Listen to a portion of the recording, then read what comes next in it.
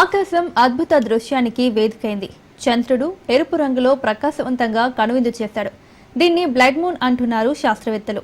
సంపూర్ణ చంద్రగ్రహణం అంటున్నారు జ్యోతిష్యులు. ప్రపంచవ్యాప్తంగా కోట్లాది మంది చూసే ఛాన్స్ ఉంది. ఒకప్పుడు చంద్రగ్రహణాలు కొన్ని ప్రాంతాల్లో మాత్రమే కనిపించేవి.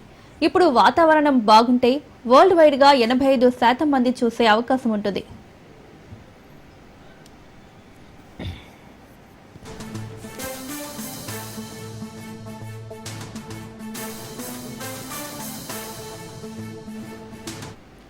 బ్లడ్ మూన్ దాదాపు 82 నిమిషాల పాటు కొనసాగనుంది.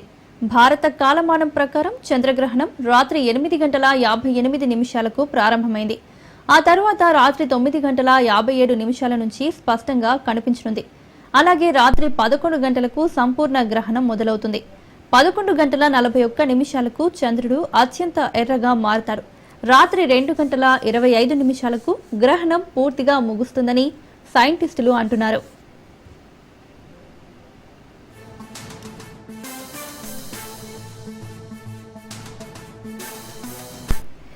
చందమామ పూర్తి ఎర్ర రంగుతో ఉన్న దృశ్యాన్ని కనులారా వీక్షించాలంటే మాత్రం రాత్రి 11 నుంచి 12:22 మధ్య సాధ్యమవుతుంది.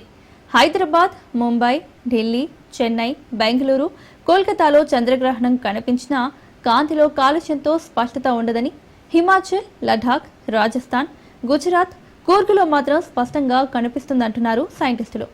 ఎలాంటి ప్రత్యేక కళ్లద్దాలు, టెలిస్కోప్ లేకుండా బ్లడ్ మూన్ ని స్పష్టంగా చూడొచ్చు. మొత్తంగా ఈ బ్లడ్ మూన్ ఖగోళ ప్రియులకు పండగే అని చెప్పొచ్చు.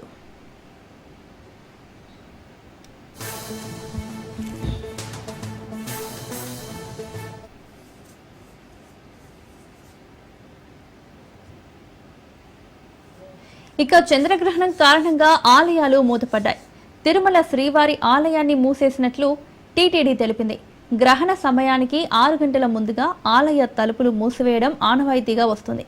చంద్రగ్రహణం కారణంగా ఆదివారం మధ్యాహ్నం 3:30 శ్రీవారి ఆలయాన్ని మూసేశారు. అర్ధరాత్రి 12 తర్వాత నిర్వహించే ఏకాంత సేవను మధ్యాహ్నం 3 గంటలకే పూర్తి చేశారు. భూవరాహస్వామి ఆలయంతో పాటు అన్నప్రసాద వితరణ కేంద్రాలను సైతం మూసేశారు. భక్తులకు ఇబ్బంది కలగకుండా 50,000 పులిహోర, బిస్కెట్ ప్యాకెట్లను పంపిణీ చేస్తున్నారు. సోమవారం తెల్లవారుజామున ఆలయాన్ని తెరిచి శుద్ధి చేశాక 3 గంటలకు సుప్రభాతంతో దర్శనాలు ప్రారంభిస్తారు. చంద్రగ్రహణం కారణంగా శ్రీశైలం మల్లన్న, ఒంటిమిట్ట కోదండరామస్వామి, భద్రాచలం సీతారామచంద్రస్వామి, సింహాచలం అప్పన్న, బెజవాడ ఇంద్రకీలాద్రిపై కొలువైన కనకదుర్గమ్మ ఆలయం సహా తెలుగు రాష్ట్రాల్లోని దేవాలయాలన్నీ మూసేశారు. వరంగల్ 1000 స్తంభాల ఆలయం, యాదగిరిగుట్ట లక్ష్మీ నరసింహస్వామి ఆలయం తలుపులను మూసేశారు.